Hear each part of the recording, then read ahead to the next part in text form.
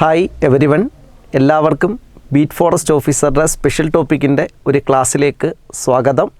എന്നാൽ ഇന്നത്തെ ക്ലാസ്സിൽ ബീറ്റ് ഫോറസ്റ്റ് ഓഫീസറിന് ഏറ്റവും കൂടുതൽ ചോദ്യങ്ങൾ സ്പെഷ്യൽ ടോപ്പിക്കിൽ നിന്ന് വന്ന വന്യജീവി സങ്കേതങ്ങളും കേരളത്തിലെ വന്യജീവി സങ്കേതങ്ങളും ദേശീയോദ്യാനങ്ങളുമാണ് നമ്മൾ ഡിസ്കസ് ചെയ്യുന്നത്. ഒരുപാട് ചോദ്യങ്ങൾ ഈ ഒരു ടോപ്പിക്കിൽ നിന്നാണ് സ്പെഷ്യൽ ടോപ്പിക്കിനകത്ത് ചോദിച്ചിട്ടുള്ളത്. എന്നാൽ നമുക്ക് ക്ലാസ്സിലേക്ക് കടക്കാം. കേരളത്തിലെ വന്യജീവി സങ്കേതങ്ങളും ദേശീയ ഉദ്യാനങ്ങളും കേരളത്തിലെ വന്യജീവി സങ്കേതങ്ങളുടെ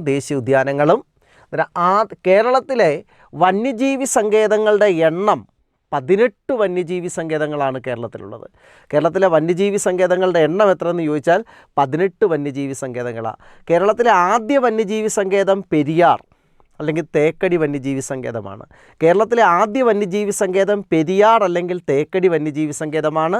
കേരളത്തിൽ അവസാനമായിട്ട് നിലവിൽ വന്ന വന്യജീവി സങ്കേതം കരിമ്പുഴ വന്യജീവി സങ്കേതം, മലപ്പുറം ജില്ല. കേരളത്തിൽ അവസാനമായിട്ട് നിലവിൽ വന്ന വന്യജീവി സങ്കേതം കരിമ്പുഴ വന്യജീവി സങ്കേതം, മലപ്പുറം ജില്ല. കേരളത്തിലെ ആദ്യ വന്യജീവി സങ്കേതം ഏതെന്ന് ചോദിച്ചാൽ പെരിയാർ വന്യജീവി സങ്കേതം അല്ലെങ്കിൽ തേക്കടി വന്യജീവി സങ്കേതമാണ്. പെരിയാർ വന്യജീവി സങ്കേതത്തിൻ്റെ ആദ്യ പേര് നെല്ലിക്കാമ്പട്ടി ഗെയിം സാങ്ച്വറി എന്നാണ്. പെരിയാർ വന്യജീവി സങ്കേതത്തിൻ്റെ ആദ്യ പേര് നെല്ലിക്കാമ്പട്ടി ഗെയിം സാങ്ച്വറി എന്നാണ്. 1934 നെല്ലിക്കാമ്പട്ടി ഗെയിം സാങ്ച്വറി സ്ഥാപിതമായത്. അന്ന് തിരുവിതാംകൂർ രാജാവായ ശ്രീ ചിത്തിര തിരുനാളാണ് നെല്ലിക്കാമ്പട്ടി ഗെയിം സാങ്ച്വറി സ്ഥാപിച്ചത്. ആ നെല്ലിക്കാമ്പട്ടി ഗെയിം സാങ്ച്വറി 1950 പെരിയാർ വന്യജീവി സങ്കേതമായി മാറി. എന്നാൽ പെരിയാർ വന്യജീവി സങ്കേതമായി പ്രഖ്യാപിച്ച വർഷം ഏതെന്ന് ചോദിച്ചാൽ 1950. പെരിയാർ വന്യജീവി സങ്കേതമായി പ്രഖ്യാപിച്ച വർഷം 1950. കേരളത്തിലെ 18ാമത്തെ വന്യജീവി സങ്കേതം ഏതെന്ന് ചോദിച്ചാൽ കരിമ്പുഴ വന്യജീവി സങ്കേതം അല്ലെങ്കിൽ അതിൻ്റെ മറ്റൊരു പേര് ന്യൂ അമരമ്പലം. കേരളത്തിലെ 18ാമത്തെ വന്യജീവി സങ്കേതം കരിമ്പുഴ വന്യജീവി സങ്കേതം അല്ലെങ്കിൽ ന്യൂ അമരമ്പലം വന്യജീവി സങ്കേതമാണ്. അന്നേരം ഏറ്റവും കൂടുതൽ ചോദ്യങ്ങൾ ബീറ്റ് ഫോറസ്റ്റ് ഓഫീസറുടെ പരീക്ഷയിൽ സ്പെഷ്യൽ ടോപ്പിക്കിനകത്ത് ചോദിച്ചൊരു ഏരിയയാണ് നമ്മൾ ഡിസ്കസ് ചെയ്യുന്നത്. അന്നേരം കേരളത്തിലെ വന്യജീവി സങ്കേതങ്ങളും കേരളത്തിലെ ദേശീയോദ്യാനങ്ങളുമാണ്. അന്നേരം കേരളത്തിൽ എത്ര വന്യജീവി സങ്കേതങ്ങളുണ്ട്? 18 വന്യജീവി സങ്കേതങ്ങളാണ് കേരളത്തിലുള്ളത്. കേരളത്തിൽ 18 വന്യജീവി സങ്കേതങ്ങളാണ് കേരളത്തിലുള്ളത്. കേരളത്തിലെ ആദ്യ വന്യജീവി സങ്കേതം പെരിയാർ വന്യജീവി സങ്കേതം അല്ലെങ്കിൽ തേക്കടി വന്യജീവി സങ്കേതം, ഇടുക്കി ജില്ല. കേരളത്തിൽ അവസാനമായിട്ട് നിലവിൽ വന്ന വന്യജീവി സങ്കേതം കരിമ്പുഴ വന്യജീവി സങ്കേതം. കരിമ്പുഴ വന്യജീവി സങ്കേതം മലപ്പുറം ജില്ലയിലാണ്. കരിമ്പുഴ വന്യജീവി സങ്കേതം. പെരിയാർ വന്യജീവി സങ്കേതത്തിൻ്റെ ആദ്യ പേരെന്താണെന്ന് ചോദിച്ചാൽ നെല്ലിക്കാമ്പട്ടി ഗെയിം സാങ്ച്വറി. തിരുവിതാംകൂർ രാജാവായിരുന്ന ശ്രീ ചിത്തിര തിരുനാളാണ് നെല്ലിക്കാമ്പട്ടി ഗെയിം സാങ്ച്വറി സ്ഥാപിച്ചത്. എന്നിട്ട് നമുക്കിനി ഓരോ വന്യജീവി സങ്കേതങ്ങളെ നമുക്ക് നോക്കാം. ആദ്യത്തേത് നെയ്യാർ വന്യജീവി സങ്കേതമാണ്. ആദ്യത്തെ തെക്ക് മുതലാണ് നോക്കുന്നത്. കേരളത്തിലെ ആദ്യ വന്യജീവി സങ്കേതം പെരിയാറാണ്. കേരളത്തിലെ ആദ്യ വന്യജീവി സങ്കേതം പെരിയാറും കേരളത്തിൽ അവസാനമായിട്ട് നിലവിൽ വന്ന വന്യജീവി സങ്കേതം കരിമ്പുഴ വന്യജീവി സങ്കേതം. നമുക്കിത് തെക്ക് മുതലാണ് നോക്കുന്നത്. കേരളത്തിൻ്റെ തിരുവനന്തപുരം ജില്ല മുതൽ ആണ് നോക്കുന്നത്. കേരളത്തിൽ വന്യജീവി സങ്കേതങ്ങൾ നിലവിലില്ലാത്ത ജില്ല കാസർഗോഡാണ്. കേരളത്തിൽ വന്യജീവി സങ്കേതങ്ങൾ നിലവിലില്ലാത്ത ജില്ല ചോദിക്കാറുണ്ട്, കാസർഗോഡാണ്. ഇതും ബീറ്റ് ഫോറസ്റ്റ് ഓഫീസർക്ക് ചോദിച്ച ചോദ്യമാണ്. കേരളത്തിൽ വന്യജീവി സങ്കേതങ്ങൾ നിലവിലില്ലാത്ത ജില്ല ചോദിച്ചാൽ കാസർഗോഡാണ്. നമുക്ക് ഓരോന്നിലേക്ക് കടക്കാം. നെയ്യാർ വന്യജീവി സങ്കേതം ആദ്യത്തെ വന്യജീവി സങ്കേതമാണ്. നെയ്യാർ വന്യജീവി സങ്കേതം തെക്ക് മുതൽ കേരളത്തിലെ ആദ്യത്തെ വന്യജീവി സങ്കേതം പെരിയാറാണ്. തെക്ക് നോക്കുമ്പോൾ നമ്മൾ ഒന്നാമത് എടുക്കുന്നത് നെയ്യാർ വന്യജീവി സങ്കേതം. 1958 നിലവിൽ വന്നത്. നെയ്യാർ വന്യജീവി സങ്കേതം വർഷം 1958 സ്ഥാപിതമായ വർഷം. ഉൾപ്പെടുന്ന ജില്ല തിരുവനന്തപുരം ജില്ലയാണ്. പ്രത്യേകതകൾ എന്താണ്? കേരളത്തിൻ്റെ തെക്കേ അറ്റത്തെ വന്യജീവി സങ്കേതമാണ് നെയ്യാർ. നമ്മൾ PSC പരീക്ഷയ്ക്ക് കണ്ടിട്ടുണ്ട്, കേരളത്തിൻ്റെ തെക്കേ അറ്റത്തെ നദി ഏത്? നെയ്യാർ. കേരളത്തിൻ്റെ തെക്കേ അറ്റത്തെ നദി ഏത്? നെയ്യാർ. കേരളത്തിൻ്റെ തെക്കേ അറ്റത്തെ വന്യജീവി സങ്കേതം ഏത്? നെയ്യാർ വന്യജീവി സങ്കേതം. നെയ്യാർ വന്യജീവി സങ്കേതം സ്ഥാപിതമായ വർഷം 1958. നെയ്യാർ വന്യജീവി സങ്കേതം സ്ഥിതി ചെയ്യുന്ന ജില്ല തിരുവനന്തപുരം. നെയ്യാർ വന്യജീവി സങ്കേതത്തിൻ്റെ പ്രത്യേകത എന്താ? കേരളത്തിൻ്റെ തെക്കേ അറ്റത്തെ വന്യജീവി സങ്കേതമാണ് നെയ്യാർ വന്യജീവി സങ്കേതം. കേരളത്തിൻ്റെ തെക്കേ അറ്റത്തെ വന്യജീവി സങ്കേതം ഏതെന്ന് ചോദിച്ചാൽ ഏതാണ്? നെയ്യാർ വന്യജീവി സങ്കേതം. അതുകൂടാതെ കേരളത്തിലെ ആദ്യ ലയൺ സഫാരി പാർക്കും നെയ്യാർ ലയൺ സഫാരി പാർക്കാണ്. കേരളത്തിലെ ആദ്യത്തെ ലയൺ സഫാരി പാർക്ക് ഏതെന്ന് ചോദിച്ചാലും നെയ്യാർ ലയൺ സഫാരി പാർക്കാണ്. 1984 നിലവിൽ വന്ന നെയ്യാർ ലയൺ സഫാരി പാർക്കാണ് കേരളത്തിലെ ആദ്യത്തെ ലയൺ സഫാരി പാർക്ക്. എന്നാൽ ഇനി വേണമെങ്കിൽ ചോദിക്കാം, 2022 കേന്ദ്ര മൃഗശാല അതോറിറ്റി അംഗീകാരം റദ്ദാക്കിയ കേരളത്തിലെ ലയൺ സഫാരി പാർക്ക് ഏതെന്ന് വേണമെങ്കിൽ ചോദിക്കാം.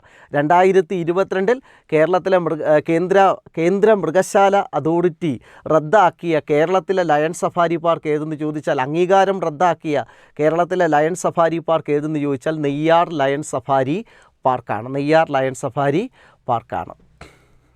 നെയ്യാർ ലയൺ സഫാരി പാർക്ക് സ്ഥിതി ചെയ്യുന്നത് മരക്കുന്നം ദ്വീപിലാണ്. നെയ്യാർ ലയൺ സഫാരി പാർക്ക് സ്ഥിതി ചെയ്യുന്നത് മരക്കുന്നം ദ്വീപിലാണ്. അന്നേരം നമ്മൾ തെക്ക് മുതൽ പഠിച്ചു.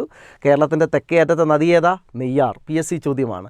കേരളത്തിൻ്റെ തെക്കേ അറ്റത്തെ വന്യജീവി സങ്കേതം ഏതാണ്? നെയ്യാർ വന്യജീവി സങ്കേതം. നെയ്യാർ വന്യജീവി സങ്കേതം സ്ഥാപിതമായ വർഷം ഏതാണ്? 1958. നെയ്യാർ വന്യജീവി സങ്കേതം ഏത് ജില്ലയിലാണ്? തിരുവനന്തപുരം ജില്ല. നെയ്യാർ വന്യജീവി സങ്കേതത്തിൻ്റെ പ്രത്യേകത എന്താ? കേരളത്തിലെ ആദ്യ ലയൺ സഫാരി പാർക്ക്. കേരളത്തിലെ ലയൺ സഫാരി പാർക്ക് സ്ഥാപിതമായ വർഷം ഏതാ? 1984.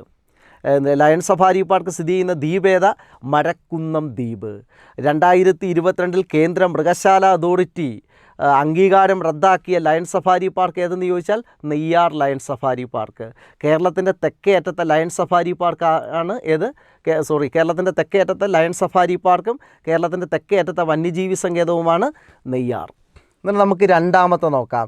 രണ്ടാമത്തെ പേപ്പാറ വന്യജീവി സങ്കേതം. രണ്ടാമത്തെയാണ് പേപ്പാറ വന്യജീവി സങ്കേതം. പേപ്പാറ വന്യജീവി സങ്കേതം.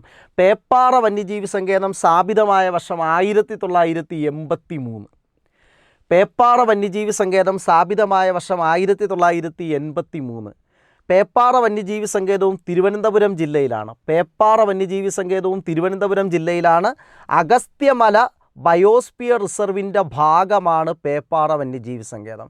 അഗസ്ത്യമല ബയോസ്ഫിയർ റിസർവിൻ്റെ ഭാഗമാണ് പേപ്പാറ വന്യജീവി സങ്കേതം. നിങ്ങളെപ്പോഴും ശ്രദ്ധിക്കണം. നെയ്യാർ വന്യജീവി സങ്കേതം, പേപ്പാറ വന്യജീവി സങ്കേതം, ശെന്തുരുണി വന്യജീവി സങ്കേതം, ഈ 3 വന്യജീവി സങ്കേതങ്ങളും അഗസ്ത്യമല ബയോസ്ഫിയർ റിസർവിൻ്റെ ഭാഗമാണ്. അതായത് നെയ്യാർ വന്യജീവി സങ്കേതം, പേപ്പാറ വന്യജീവി സങ്കേതം, കൊല്ലം ജില്ലയിലെ ശെന്തുരുണി വന്യജീവി സങ്കേതം, ഇത് 3ഉം അഗസ്ത്യമല ബയോസ്ഫിയർ റിസർവിൻ്റെ ഭാഗമാണ്. അന്നേരം വേണമെങ്കിൽ ഒരു PSC ചോദ്യം ചോദിക്കാം. അഗസ്ത്യമല ബയോസ്ഫിയർ റിസർവായി പ്രഖ്യാപിച്ച വർഷം ഏതെന്ന് ചോദിച്ചാൽ 2001. അഗസ്ത്യമല ബയോസ്ഫിയർ റിസർവായി പ്രഖ്യാപിച്ച വർഷം 2001. അഗസ്ത്യമല ബയോസ്ഫിയർ റിസർവായി പ്രഖ്യാപിച്ച വർഷം 2001. എന്നാൽ വീണ്ടും PSC ചോദ്യം ചോദിക്കാം. അഗസ്ത്യമല യുനെസ്കോയുടെ പട്ടികയിൽ ഉൾപ്പെട്ട വർഷം 2016. അഗസ്ത്യമല യുനെസ്കോയുടെ പട്ടികയിൽ ഉൾപ്പെട്ട വർഷം 2016. എന്നാൽ ഈ ബീറ്റ് ഫോറസ്റ്റ് ഓഫീസറിന് PSC ചോദിച്ച ചോദ്യം, പശ്ചിമഘട്ടം യുനെസ്കോയുടെ പൈതൃക പട്ടികയിൽ ഉൾപ്പെട്ട വർഷം 2012. പശ്ചിമഘട്ടം യുനെസ്കോയുടെ പൈതൃക പട്ടികയിൽ ഉൾപ്പെട്ട വർഷം 2012. എന്നാൽ അഗസ്ത്യമല യുനെസ്കോയുടെ പൈതൃക പട്ടികയിൽ ഉൾപ്പെട്ടത് 2016. ഇനി വീണ്ടും നമ്മൾ അടുത്ത വന്യജീവി സങ്കേതം ഏതെന്ന് ചോദിച്ചാൽ ശെന്തുരുണി വന്യജീവി സങ്കേതമാണ് അടുത്ത. ശെന്തുരുണി വന്യജീവി സങ്കേതം നിലവിൽ വന്ന വർഷം 1984. കൊല്ലം ജില്ലയിലാണ് ശെന്തുരുണി വന്യജീവി സങ്കേതം. ഒരു വൃക്ഷത്തിൻ്റെ പേരിൽ അറിയപ്പെടുന്ന കേരളത്തിലെ വന്യജീവി സങ്കേതമാണ് ശെന്തുരുണി. ഒരു വൃക്ഷത്തിൻ്റെ പേരിൽ അറിയപ്പെടുന്ന കേരളത്തിലെ വന്യജീവി സങ്കേതം ഏതെന്ന് ചോദിച്ചാൽ ശെന്തുരുണി വന്യജീവി സങ്കേതം കൊല്ലം. അന്നേരം ശെന്തുരുണി വന്യജീവി സങ്കേതം നിലവിൽ വന്ന വർഷം ഏതാണ്? 1984. ശെന്തുരുണി വന്യജീവി സങ്കേതം ഏത് ജില്ലയിലാണ്? കൊല്ലം ജില്ല. ഒരു വൃക്ഷത്തിൻ്റെ പേരിൽ അറിയപ്പെടുന്ന കേരളത്തിലെ വന്യജീവി സങ്കേതമാണ് ശെന്തുരുണി വന്യജീവി സങ്കേതം. ഒരു വൃക്ഷത്തിൻ്റെ പേരിൽ അറിയപ്പെടുന്ന കേരളത്തിലെ വന്യജീവി സങ്കേതം ശെന്തുരുണി വന്യജീവി സങ്കേതം. ശെന്തുരുണി വന്യജീവി സങ്കേതം ഏത് ജില്ല? കൊല്ലം ജില്ല. ശെന്തുരുണി വന്യജീവി സങ്കേതം നിലവിൽ വന്ന വർഷം 1984. ഒരു വൃക്ഷത്തിൻ്റെ പേരിൽ അറിയപ്പെടുന്ന കേരളത്തിലെ വന്യജീവി സങ്കേതം ശെന്തുരുണി വന്യജീവി സങ്കേതം. കേരളത്തിൽ തുമ്പികളുടെ ജൈവ വൈവിധ്യം ഏറ്റവും കൂടുതൽ കണ്ടെത്തിയ വന്യജീവി സങ്കേതമാണ് ശെന്തുരുണി വന്യജീവി സങ്കേതം. കേരളത്തിൽ കേരളത്തിൽ തുമ്പികളുടെ ജൈവ വൈവിധ്യം ഏറ്റവും കൂടുതൽ കണ്ടെത്തിയ വന്യജീവി സങ്കേതം ഏതെന്ന് ചോദിച്ചാൽ ശെന്തുരുണി വന്യജീവി സങ്കേതം. കേരളത്തിൽ തുമ്പികളുടെ ജൈവ വൈവിധ്യം ഏറ്റവും കൂടുതൽ കണ്ടെത്തിയ തുമ്പികളുടെ ജൈവവൈവിധ്യം ഏറ്റവും കൂടുതൽ കണ്ടെത്തിയ വന്യജീവി സങ്കേതം ഏതെന്ന് ചോദിച്ചാൽ ശെന്തുരുണി വന്യജീവി സങ്കേതം, കൊല്ലം ജില്ല. ഇന്ത്യയിൽ ആദ്യമായി തുമ്പികളുടെ കണക്കെടുപ്പ് ആരംഭിച്ചത് ശെന്തുരുണിയിലാണ്. ഇന്ത്യയിൽ ആദ്യമായി തുമ്പികളുടെ കണക്കെടുപ്പ് ആരംഭിച്ചത് ശെന്തുരുണിയിലാണ് 2012. നമുക്ക് നാലാമത്തെ വന്യജീവി സങ്കേതത്തിലേക്ക് പോവാം. നാലാമത്തെ വന്യജീവി സങ്കേതം പെരിയാർ വന്യജീവി സങ്കേതം. പെരിയാർ വന്യജീവി സങ്കേതം നേരത്തെ നമ്മൾ പറഞ്ഞതാണ് തുടക്കത്തിൽ. പെരിയാർ വന്യജീവി സങ്കേതമായത് 1950. 34 നെല്ലിക്കാംപെട്ടി ഗെയിം സാങ്ച്വറി 1950 പെരിയാർ വന്യജീവി സങ്കേതമായി. പെരിയാർ വന്യജീവി സങ്കേതം സ്ഥിതി ചെയ്യുന്നത് ഇടുക്കിയിലാണ്. പെരിയാർ വന്യജീവി സങ്കേതം സ്ഥിതി ചെയ്യുന്നത് ഇടുക്കി ജില്ലയിലാണ്. കേരളത്തിലെ ആദ്യ വന്യജീവി സങ്കേതമാണ് പെരിയാർ. കേരളത്തിലെ ആദ്യ വന്യജീവി സങ്കേതമാണ് പെരിയാർ. കേരളത്തിലെ ഏറ്റവും വലിയ വന്യജീവി സങ്കേതമാണ് പെരിയാർ. കേരളത്തിലെ ആദ്യ വന്യജീവി സങ്കേതമാണ് പെരിയാർ. കേരളത്തിലെ ഏറ്റവും വലിയ വന്യജീവി സങ്കേതമാണ് പെരിയാർ. കേരളത്തിലെ ഏറ്റവും വലിയ വന്യജീവി സങ്കേതമാണ് പെരിയാർ. പെരിയാർ വന്യജീവി സങ്കേതത്തിൻ്റെ മറ്റൊരു പേരാണ് തേക്കടി വന്യജീവി സങ്കേതം. പെരിയാർ വന്യജീവി സങ്കേതത്തിൻ്റെ മറ്റൊരു പേരാണ് തേക്കടി വന്യജീവി സങ്കേതം. എന്നിട്ട് നമുക്ക് അടുത്ത നോക്കാം. അടുത്തയാണ് ചിന്നാർ വന്യജീവി സങ്കേതം. ചിന്നാർ വന്യജീവി സങ്കേതം. ചിന്നാർ വന്യജീവി സങ്കേതം 1984 നിലവിൽ വന്നു. നിങ്ങൾ നോക്കണം, ശെന്തുരുണി 84 ചിന്നാർ വന്യജീവി സങ്കേതം 1984 നിലവിൽ വന്ന വന്യജീവി സങ്കേതമാണ് ചിന്നാർ വന്യജീവി സങ്കേതം. ചിന്നാർ വന്യജീവി സങ്കേതം ഏത് ജില്ലയിലാണ്? ഇടുക്കി ജില്ല. ചിന്നാർ വന്യജീവി സങ്കേതം ഏത് ജില്ലയിലാണ്? ഇടുക്കി ജില്ല. നക്ഷത്ര ആമകൾക്ക് പ്രശസ്തമായ കേരളത്തിലെ വന്യജീവി സങ്കേതം ചിന്നാർ വന്യജീവി സങ്കേതം. പല PSC പരീക്ഷയിലും ചോദിച്ചൊരു ചോദ്യമാണ്. നക്ഷത്ര ആമകൾക്ക് പ്രശസ്തമായ കേരളത്തിലെ വന്യജീവി സങ്കേതം ചിന്നാർ വന്യജീവി സങ്കേതം. ചാമ്പൽ മലയണ്ണാന് പ്രശസ്തമായ കേരളത്തിലെ വന്യജീവി സങ്കേതം ചിന്നാർ വന്യജീവി സങ്കേതം. ചാമ്പൽ മലയണ്ണാന് പ്രശസ്തമായ കേരളത്തിലെ വന്യജീവി സങ്കേതം ചിന്നാർ വന്യജീവി സങ്കേതം. പക്ഷേ കൂടുതലായിട്ടും PSC പരീക്ഷയ്ക്ക് നക്ഷത്ര ആമകൾ കാണപ്പെടുന്ന വന്യജീവി സങ്കേതം ചിന്നാർ വന്യജീവി സങ്കേതം. കേരളത്തിൻ്റെ മഴനിഴൽ പ്രദേശമാണ് ചിന്നാർ. എന്നാൽ ചിന്നാർ വന്യജീവി സങ്കേതം 1984 സ്ഥാപിതമായി. സ്ഥിതി ചെയ്യുന്ന ജില്ല ഇടുക്കിയാണ്. നക്ഷത്ര ആമകൾക്ക് പ്രശസ്തമാണ് ചിന്നാർ. ചാമ്പൽ മലയണ്ണാന് പ്രശസ്തമാണ് ചിന്നാർ. എന്നാൽ നമുക്ക് വീണ്ടും അടുത്ത വന്യജീവി സങ്കേതത്തിലേക്ക് നമുക്ക് കടക്കാം. അടുത്ത വന്യജീവി സങ്കേതം ഇടുക്കി വന്യജീവി സങ്കേതമാണ്. അടുത്ത വന്യജീവി സങ്കേതം ഏതാണ്? ഇടുക്കി. 1976 ഇടുക്കി വന്യജീവി സങ്കേതം സ്ഥാപിതമായത്. ഇടുക്കി വന്യജീവി സങ്കേതം ഇടുക്കിയിലാണ്. ഇടുക്കി വന്യജീവി സങ്കേതം 1976. അടുത്തയാണ് കുറിഞ്ഞി വന്യജീവി സങ്കേതം. കുറിഞ്ഞി നീലക്കുറിഞ്ഞിയുടെ പേരിൽ. കുറിഞ്ഞി വന്യജീവി സങ്കേതം 2006. കുറിഞ്ഞി വന്യജീവി സങ്കേതം 2006 നിലവിൽ വന്നു. ഇടുക്കി ജില്ലയിലാണ്. ഒരു സസ്യത്തിൻ്റെ പേരിൽ അറിയപ്പെടുന്ന വന്യജീവി സങ്കേതമാണ് കുറിഞ്ഞി. നീലക്കുറിഞ്ഞിയുടെ പേരിൽ, അല്ലേ? 12 വർഷത്തിലൊരിക്കൽ പൂക്കുന്ന നീലക്കുറിഞ്ഞിയുടെ പേരിൽ ഒരു സസ്യത്തിൻ്റെ പേരിൽ അറിയപ്പെടുന്ന കേരളത്തിലെ വന്യജീവി സങ്കേതം കുറിഞ്ഞി വന്യജീവി സങ്കേതം. ഒരു വൃക്ഷത്തിൻ്റെ പേരിൽ അറിയപ്പെടുന്ന കേരളത്തിലെ വന്യജീവി സങ്കേതം ശെന്തുരുണി കൊല്ലം. ഒരു വൃക്ഷത്തിൻ്റെ പേരിൽ അറിയപ്പെടുന്ന കേരളത്തിലെ വന്യജീവി സങ്കേതം ശെന്തുരുണി കൊല്ലം. പക്ഷെ ഒരു സസ്യത്തിൻ്റെ പേരിൽ അറിയപ്പെടുന്ന കേരളത്തിലെ വന്യജീവി സങ്കേതം കുറിഞ്ഞി വന്യജീവി സങ്കേതം ഇടുക്കി. ഇത് പലപ്പോഴും PSC പരീക്ഷയ്ക്ക് നമുക്ക് കൺഫ്യൂസിങ് ആവുന്ന 2 ചോദ്യമാണ്. കുറിഞ്ഞി വന്യജീവി സങ്കേതം നിലവിൽ വന്നത് 2006. ഇനി നമ്മൾ അടുത്ത തട്ടേക്കാട് വന്യജീവി സങ്കേതം. നമ്മൾ തട്ടേക്കാട് പക്ഷി സങ്കേതം എന്ന് കേട്ടിട്ടുണ്ടല്ലേ? തട്ടേക്കാട് വന്യജീവി സങ്കേതം. തട്ടേക്കാട് വന്യജീവി സങ്കേതം 1983 നിലവിൽ വന്നത്. തട്ടേക്കാട് വന്യജീവി സങ്കേതം 1983 നിലവിൽ വന്നത്. എറണാകുളം ജില്ലയിലാണ് തട്ടേക്കാട് വന്യജീവി സങ്കേതം. എറണാകുളം ജില്ലയിലാണ് തട്ടേക്കാട് വന്യജീവി സങ്കേതം. പക്ഷി നിരീക്ഷകനായ ഡോക്ടർ സലിമലിയുടെ പേരിലുള്ള കേരളത്തിലെ വന്യജീവി സങ്കേതമാണ് തട്ടേക്കാട്. പക്ഷി നിരീക്ഷകനായ ഡോക്ടർ സലിമലിയുടെ പേരിലുള്ള കേരളത്തിലെ വന്യജീവി സങ്കേതം ഏത്? തട്ടേക്കാട് വന്യജീവി സങ്കേതം. തട്ടേക്കാട് വന്യജീവി സങ്കേതം PSC ചോദ്യമാണ്. പക്ഷി നിരീക്ഷകനായ ഡോക്ടർ സലിമലിയുടെ പേരിലുള്ള കേരളത്തിലെ വന്യജീവി സങ്കേതമാണ് തട്ടേക്കാട്. തട്ടേക്കാട് വന്യജീവി സങ്കേതം ഏത് ജില്ലയിലാണ്? എറണാകുളം. തട്ടേക്കാട് വന്യജീവി സങ്കേതം സ്ഥാപിതമായ വർഷം 1983.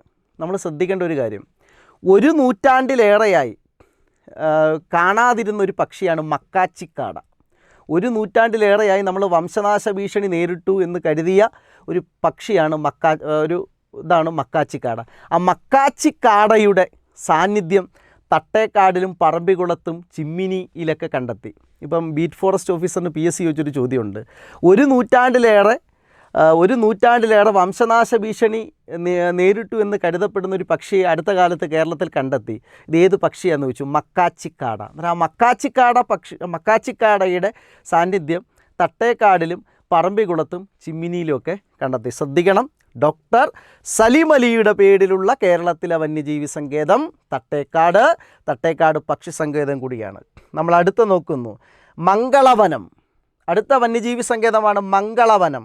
മംഗളവനം വന്യജീവി സങ്കേതം നിലവിൽ വന്നത് 2004. മംഗളവനം വന്യജീവി സങ്കേതം നിലവിൽ വന്നത് 2004. എറണാകുളം ജില്ലയിലാണ് മംഗളവനം. മംഗളവനം വന്യജീവി സങ്കേതം എറണാകുളം ജില്ലയിലാണ്. കേരളത്തിലെ ഏറ്റവും ചെറിയ വന്യജീവി സങ്കേതമാണ് മംഗളവനം. കേരളത്തിലെ ആദ്യത്തെ വന്യജീവി സങ്കേതം പെരിയാർ, കേരളത്തിലെ ഏറ്റവും വലിയ വന്യജീവി സങ്കേതം പെരിയാർ, കേരളത്തിലെ ഏറ്റവും ചെറിയ വന്യജീവി സങ്കേതം മംഗളവനം എറണാകുളം ജില്ലയിലാണ്. മംഗളവനം 2004 മംഗളവനം നിലവിൽ വന്നത്. എറണാകുളം ടൗണിലാണ് മംഗളവനം.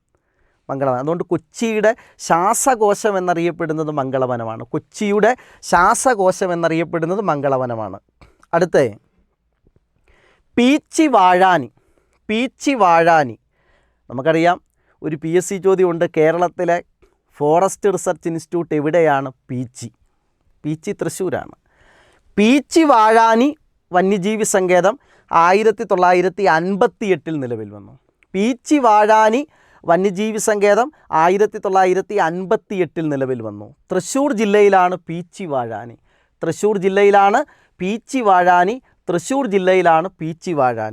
അടുത്തയാണ് ചിമ്മിനി വന്യജീവി സങ്കേതം. ചിമ്മിനി വന്യജീവി സങ്കേതം 1984 രൂപീകരിച്ചു. ചിമ്മിനി വന്യജീവി സങ്കേതം തൃശ്ശൂരിലാണ്.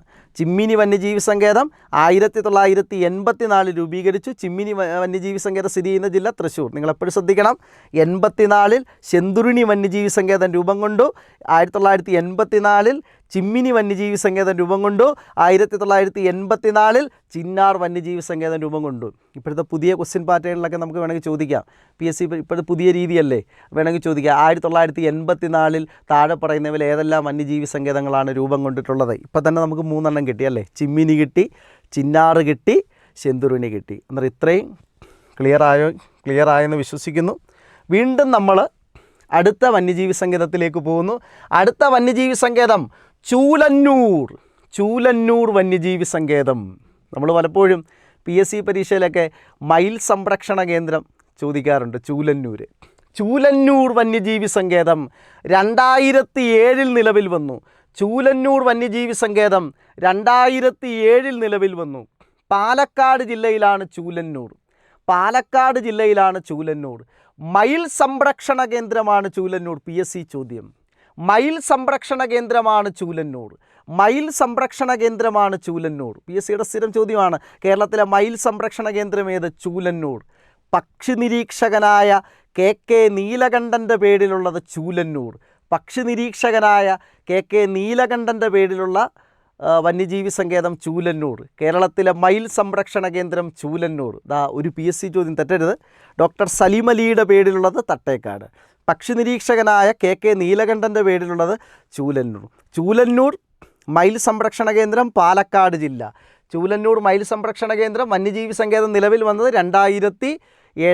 ഇനി നാളെ ഒരു ചോദ്യം ചോദിക്കുക, ചൂലന്നൂർ പാലക്കാട് ജില്ലയാണ് ചൂലന്നൂർ. ഇനി ചൂലന്നൂരിൻ്റെ കുറച്ച് ഭാഗം തൃശ്ശൂരും ഉണ്ട്. പക്ഷേ ചൂലന്നൂർ വന്യജീവി സങ്കേതം ഏത് ജില്ലയിലാണെന്ന് ചോദിച്ചാൽ പാലക്കാടാണ്. ഇനി 2 ജില്ലകൾ ചോദിക്കുമെങ്കിൽ തൃശ്ശൂരും കൂടെ. ചൂലന്നൂർ വന്യജീവി സങ്കേതം ഏത് ജില്ലയിലാണ്? പാലക്കാട് ജില്ല. അടുത്തയാണ് പറമ്പിക്കുളം. അടുത്ത വന്യജീവി സങ്കേതമാണ് പറമ്പിക്കുളം. 1973 പറമ്പിക്കുളം വന്യജീവി സങ്കേതം നിലവിൽ വന്നത്. 1973 പറമ്പിക്കുളം വന്യജീവി സങ്കേതം നിലവിൽ വന്നത്. പാലക്കാട് ജില്ലയിലാണ് പറമ്പിക്കുളം. പാലക്കാട് ജില്ലയിലാണ് പറമ്പിക്കുളം. എന്താണ് പ്രത്യേകത? PSC ചോദ്യം എന്താണ്? തമിഴ്നാട്ടിലൂടെ മാത്രം എത്തിച്ചേരാൻ കഴിയുന്ന കേരളത്തിലെ വന്യജീവി സങ്കേതം ഏത്? പറമ്പിക്കുളം. തമിഴ്നാട്ടിലൂടെ മാത്രം എത്തിച്ചേരാൻ കഴിയുന്ന കേരളത്തിലെ വന്യജീവി സങ്കേതമാണ് പറമ്പിക്കുളം. ഏറ്റവും കൂടുതൽ കാട്ടുപോത്തുകൾ കാണപ്പെടുന്നത് പറമ്പിക്കുളത്താണ്. ഏറ്റവും കൂടുതൽ കാട്ടുപോത്തുകൾ കാണപ്പെടുന്ന വന്യജീവി സങ്കേതം പറമ്പിക്കുളം. തമിഴ്നാട്ടിലൂടെ മാത്രം എത്തിച്ചേരാൻ കഴിയുന്ന കേരളത്തിലെ വന്യജീവി സങ്കേതം PSC ചോദ്യം ശ്രദ്ധിച്ചോണം, അത് പറമ്പിക്കുളം. അടുത്തയാണ് മലബാർ വന്യജീവി സങ്കേതം. മലബാർ വന്യജീവി സങ്കേതം 2009 നിലവിൽ വന്നു. മലബാർ എന്ന് കേൾക്കുമ്പോൾ നമ്മുടെ മനസ്സ് മലപ്പുറം എന്ന് പറയും. പക്ഷെ മലബാർ വന്യജീവി സങ്കേതത്തിൻ്റെ ആസ്ഥാനം കോഴിക്കോട്. മലബാർ വന്യജീവി സങ്കേതത്തിൻ്റെ ആസ്ഥാനം കോഴിക്കോട്. റീഡ് തവളകൾക്ക് പ്രശസ്തമാണ് മലബാർ. റീഡ് തവളകൾക്ക് പ്രശസ്തമാണ് മലബാർ. ചിലപ്പോൾ നാളെ ചോദിക്കും റീഡ് തവളകൾക്ക് പ്രശസ്തം. ഒന്നീ കക്കയം ഡാമെന്നും വരാം, അല്ലെങ്കിൽ മലബാർ വന്യജീവി സങ്കേതം. വീണ്ടും നമ്മൾ അടുത്ത വന്യജീവി സങ്കേതത്തിലേക്ക് കടക്കുന്നു. വയനാട് വന്യജീവി സങ്കേതം. വയനാട് വന്യജീവി സങ്കേതം അല്ലെങ്കിൽ മുത്തങ്ങ വന്യജീവി സങ്കേതം. വയനാട് വന്യജീവി സങ്കേതം അല്ലെങ്കിൽ മുത്തങ്ങ വന്യജീവി സങ്കേതം. വയനാട് വന്യജീവി സങ്കേതത്തിൻ്റെ മറ്റൊരു പേരാണ് മുത്തങ്ങ. നെല്ലിക്കാമ്പെട്ടി വന്യജീവി സങ്കേതം എന്നും പറയുന്നുണ്ട്. വയനാട് വന്യജീവി സങ്കേതം നിലവിൽ വന്ന വർഷം 1973. വയനാട് വന്യജീവി സങ്കേതം നിലവിൽ വന്ന വർഷം 1973. വയനാട് ആന സംരക്ഷണ കേന്ദ്രമാണ്. പെരിയാർ കടുവ സംരക്ഷണ കേന്ദ്രമാണ്. അന്നേരം വയനാട് ആന സംരക്ഷണ കേന്ദ്രവും പെരിയാർ കടുവ സംരക്ഷണ കേന്ദ്രവുമാണ്. നീലഗിരി ബയോസ്ഫിയർ റിസർവിൻ്റെ ഭാഗമായ വന്യജീവി സങ്കേതമാണ് വയനാട് അല്ലെങ്കിൽ മുത്തങ്ങ. നീലഗിരി ബയോസ്ഫിയർ റിസർവിൻ്റെ ഭാഗമായ വന്യജീവി സങ്കേതമാണ് വയനാട് അല്ലെങ്കിൽ മുത്തങ്ങ. നീലഗിരി ബയോസ്ഫിയർ റിസർവിൻ്റെ ഭാഗമാണ്. വയനാട് ആന സംരക്ഷണ കേന്ദ്രമാണ് വയനാട് അല്ലെങ്കിൽ മുത്തങ്ങ വന്യജീവി സംരക്ഷണത്തിൻ്റെ കേന്ദ്രം സുൽത്താൻ ബത്തേരിയാണ്. വയനാട് ആന സംരക്ഷണ കേന്ദ്രമാണ്. നീലഗിരി ബയോസ്ഫിയർ റിസർവിൻ്റെ ഭാഗമായ വന്യജീവി സങ്കേതമാണ് വയനാട്. അടുത്തയാണ് കൊട്ടിയൂർ വന്യജീവി സങ്കേതം. 2011. കൊട്ടിയൂർ വന്യജീവി സങ്കേതം 2011 നിലവിൽ വന്നു. കണ്ണൂർ ജില്ലയിലാണ് കൊട്ടിയൂർ വന്യജീവി സങ്കേതം. കൊട്ടിയൂർ വന്യജീവി സങ്കേതം എവിടെയാണെന്ന് ചോദിച്ചാൽ കണ്ണൂർ ജില്ലയിലാണ് കൊട്ടിയൂർ വന്യജീവി സങ്കേതം. അടുത്തയാണ് ആറളം വന്യജീവി സങ്കേതം. ആറളം വന്യജീവി സങ്കേതം കണ്ണൂർ. 1984 ആറളം വന്യജീവി സങ്കേതം നിലവിൽ വന്നത്. 1984 ആറളം വന്യജീവി സങ്കേതം നിലവിൽ വന്നത്. ആറളം വന്യജീവി സങ്കേതം കണ്ണൂർ ജില്ലയിലാണ്. കേരളത്തിൻ്റെ വടക്കേ അറ്റത്തെ വന്യജീവി സങ്കേതം ആറളം കണ്ണൂർ. കേരളത്തിൻ്റെ തെക്കേ അറ്റത്തെ വന്യജീവി സങ്കേതം നെയ്യാർ തിരുവനന്തപുരം. കേരളത്തിൻ്റെ വടക്കേ അറ്റത്തെ വന്യജീവി സങ്കേതം ആറളം കണ്ണൂർ. കാര്യം കാസർഗോഡ് ജില്ലയിൽ വന്യജീവി സങ്കേതങ്ങളില്ല. അത് PSC ചോദ്യമാണ്. ബീറ്റ് ഫോറസ്റ്റ് ഓഫീസറിന് ചോദിച്ച ചോദ്യമാണ്. കേരളത്തിൽ വന്യജീവി സങ്കേതങ്ങളില്ലാത്ത ജില്ല കാസർഗോഡ്. കേരളത്തിൻ്റെ വടക്കേ അറ്റത്തെ വന്യജീവി സങ്കേതം ആറളം വന്യജീവി സങ്കേതം കണ്ണൂർ. ആറളം വന്യജീവി സങ്കേതം നിലവിൽ വന്നത് 1984. ചെന്തുരുണി 84 അല്ലേ? ചെന്തുരുണി 84, ചിമ്മിനി 84 അല്ലേ? ചിന്നാറ് 84, പാണ്ടൻ, വേഴാമ്പൽ, ചരൽക്കുരുവി എന്നിവയ്ക്ക് പ്രശസ്തമാണ് ആറളം വന്യജീവി സങ്കേതം. പാണ്ടൻ, വേഴാമ്പൽ, ചരൽക്കുരുവി എന്നിവയ്ക്ക് പ്രശസ്തമാണ് ആറളം വന്യജീവി സങ്കേതം. അതുപോലെ തന്നെ 2025 ആറളം ചിത്രശലഭ പാർക്ക് വന്നു കേട്ടോ. ഈ ആറളം വന്യജീവി സങ്കേതത്തോടനുബന്ധിച്ച് ആറളം ചിത്രശലഭ പാർക്ക് വന്നത് ആറളം ചിത്രശലഭ പാർക്ക് എന്ന് പേര് വന്നു. ആറളം ചിത്രശലഭ പാർക്ക് എന്ന് പേര് വന്നു 2025. അടുത്തയാണ് കരിമ്പുഴ വന്യജീവി സങ്കേതം. കരിമ്പുഴ വന്യജീവി സങ്കേതം 18. കരിമ്പുഴ വന്യജീവി സങ്കേതം നിലവിൽ വന്ന വർഷം 2019. കരിമ്പുഴ വന്യജീവി സങ്കേതം മലപ്പുറം ജില്ല. കേരളത്തിൽ അവസാനമായി രൂപം കൊണ്ട വന്യജീവി സങ്കേതം കരിമ്പുഴ. അതിൻ്റെ മറ്റൊരു പേര് ന്യൂ അമരമ്പലം. കരിമ്പുഴ, ന്യൂ അമരമ്പലം. അന്നേരം കരിമ്പുഴ വന്യജീവി സങ്കേതം 2019 രൂപം കൊണ്ടു. 2019 കരിമ്പുഴ വന്യജീവി സങ്കേതം. കേരളത്തിൽ അവസാനമായി രൂപം കൊണ്ട വന്യജീവി സങ്കേതം മലപ്പുറം ജില്ലയിലാണ്. നമ്മൾ ബീറ്റ് ഫോറസ്റ്റ് ഓഫീസറുടെ ചോദ്യമൊക്കെ നമ്മൾ നോക്കിയപ്പം ഈ വന്യജീവി സങ്കേതങ്ങളിൽ നിന്ന് ഒരുപാട് മാർഗ്ഗമാണ് വരുന്നത്. വന്യജീവി സങ്കേതങ്ങളും ദേശീയോദ്യാനങ്ങളും ഒരുപാട് മാർഗ്ഗമാണ് വരുന്നത്. അത് മാത്രമല്ല, എല്ലാ PSC പരീക്ഷയ്ക്കും കേരള ജോഗ്രഫിയിൽ നിന്ന് ഇതിനകത്ത് ചോദ്യമുണ്ട്. അന്നേരം ഞാൻ ഒന്നുകൂടെ പ്രധാനപ്പെട്ട പോയിൻ്റ് ഒന്ന് പറയും. കേരളത്തിൽ നിലവിൽ 18 വന്യജീവി സങ്കേതങ്ങളുണ്ട് അല്ലേ. കേരളത്തിലെ ആദ്യ വന്യജീവി സങ്കേതം പെരിയാർ, ഏറ്റവും വലുത് പെരിയാർ. കേരളത്തിൽ അവസാന രൂപം കൊണ്ട വന്യജീവി സങ്കേതം കരിമ്പുഴ വന്യജീവി സങ്കേതം. കേരളത്തിൻ്റെ മഴനിഴൽ പ്രദേശം ചിന്നാർ. ഇന്ദിരാഗാന്ധിയുടെ പേരിലുള്ള കേരളത്തിലെ വന്യജീവി സങ്കേതം ചിന്നാർ. ഇന്ദിരാഗാന്ധിയുടെ പേരിലുള്ള കേരളത്തിലെ വന്യജീവി സങ്കേതം ചിന്നാർ. ഏറ്റവും കൂടുതൽ കാട്ടുപോത്തുകൾ പറമ്പിക്കുളം. തമിഴ്നാട്ടിലൂടെ മാത്രം എത്തിച്ചേരാൻ കഴിയുന്നത് പറമ്പിക്കുളം. മയിൽ സംരക്ഷണ കേന്ദ്രം ചൂലന്നൂർ, പാലക്കാട്. സലീം അലിയുടെ പേരിലുള്ളത് തട്ടേക്കാട്. ഏറ്റവും ചെറിയ വന്യജീവി സങ്കേതം മംഗളവനം, എറണാകുളം. അന്നേരം ഇത് കഴിഞ്ഞിട്ട് നമ്മൾ അടുത്ത ടോപ്പിക്കിലേക്ക് ഇപ്പോൾ പോവുകയാണ്. നന്നായിട്ട് മനസ്സിലായെന്ന് വിശ്വസിക്കുന്നു. ഒന്ന് കേട്ടങ്ങ് പഠിക്കുക. പരീക്ഷ വരികയാണല്ലോ, ഒന്ന് കേട്ട് നന്നായിട്ടങ്ങ് പഠിക്കുക.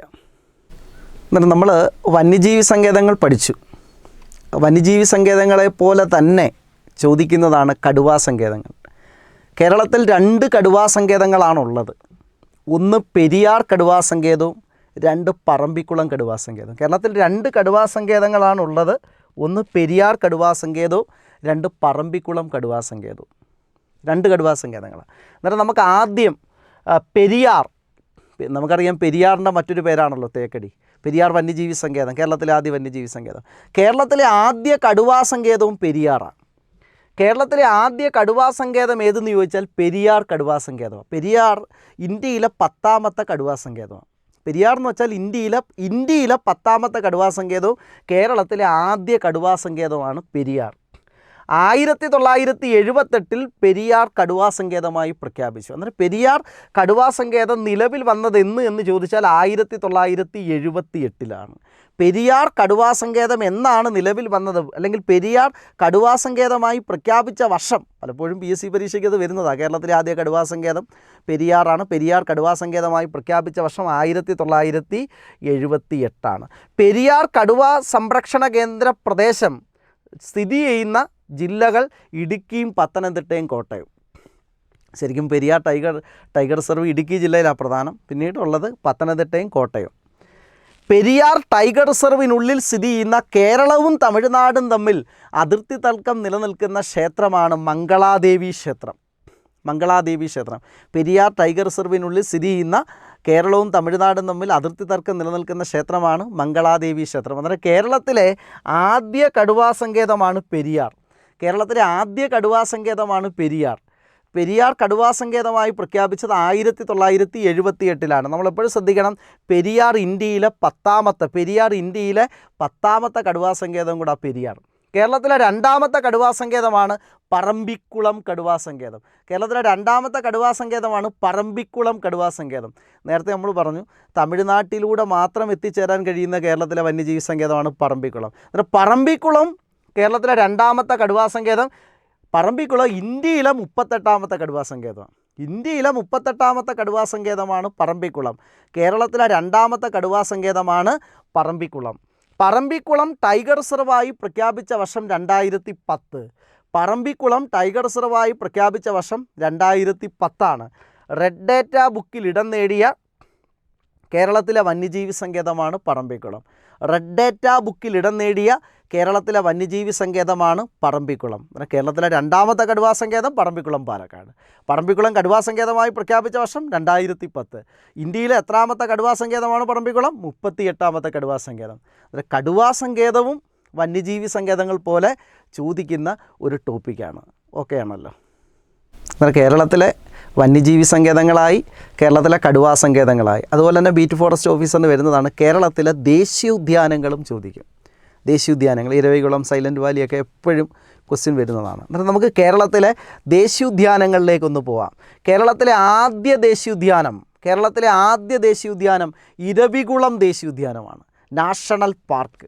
കേരളത്തിലെ ആദ്യ ദേശീയോദ്യാനം ഇരവികുളം. ഈ വന്യജീവി സങ്കേതങ്ങൾ വന്യമൃഗങ്ങളെയൊക്കെയാണ് സംരക്ഷിക്കുന്നത്. പക്ഷേ ദേശീയോദ്യാനം വരുമ്പോൾ ചരിത്ര സ്മാരകങ്ങളെയും കൂടെ അതിനകത്ത് ഉൾപ്പെടുത്തി സംരക്ഷിക്കുക. അതുകൊണ്ടാണ് ഇച്ചിരൂടെ വലുതാണ് ദേശീയോദ്യാനം എന്ന് പറയുന്ന കൺസെപ്റ്റ് തന്നെ. കേരളത്തിലെ ആദ്യ ദേശീയോദ്യാനമാണ് ഇരവികുളം. 1978 ഇരവികുളം ദേശീയോദ്യാനം. നമ്മൾ നേരത്തെ പഠിച്ചു, പെരിയാർ ടൈഗർ റിസർവായി പ്രഖ്യാപിച്ച വർഷം 1978 അല്ലേ? പെരിയാർ ടൈഗർ റിസർവായി പ്രഖ്യാപിച്ച വർഷം 1978. കേരളത്തിലെ ആദ്യ ദേശീയോദ്യാനമായ ഇരവികുളം വന്നത് 78. കേരളത്തിലെ ആദ്യ സ്റ്റോക്ക് എക്സ്ചേഞ്ചായ കൊച്ചിൻ സ്റ്റോക്ക് എക്സ്ചേഞ്ച് നിലവിൽ വന്നതും 1978. കേരളത്തിൽ 3 പ്രാധാന്യമാണ്. കേരളത്തിലെ ആദ്യ ദേശീയോദ്യാനം ഇരവികുളം ദേശീയോദ്യാനം, ഇടുക്കി ജില്ല. ആ ഇരവികുളം ദേശീയോദ്യാനം നിലവിൽ വന്നത് 1978. പെരിയാറിനെ കേരളത്തിലെ ആദ്യ കടുവാ സങ്കേതമായി പ്രഖ്യാപിച്ചത് 78.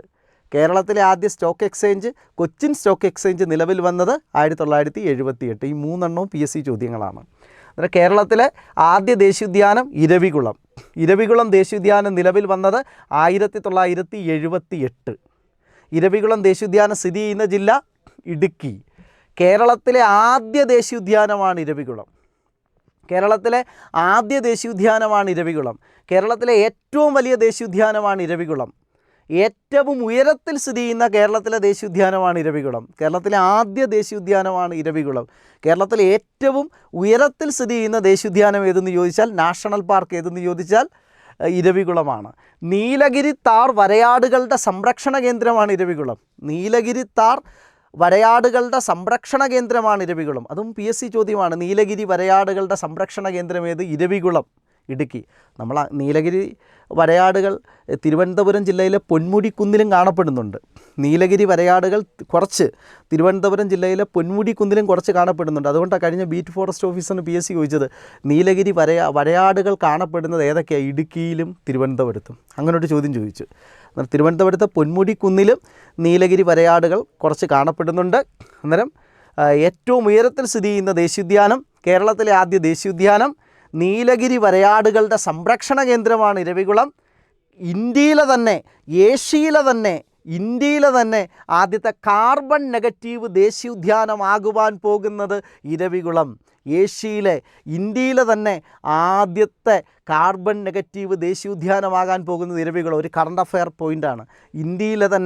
ഏഷ്യയിലെ തന്നെ ആദ്യത്തെ കാർബൺ നെഗറ്റീവ് ദേശീയോദ്യാനമാകാൻ പോകുന്നത് ഇരവികുളം. ദക്ഷിണേന്ത്യയിലെ ഏറ്റവും ഉയരം കൂടിയ കൊടുമുടിയായ ആനമുടി സ്ഥിതി ചെയ്യുന്നത് ഇരവികുളം.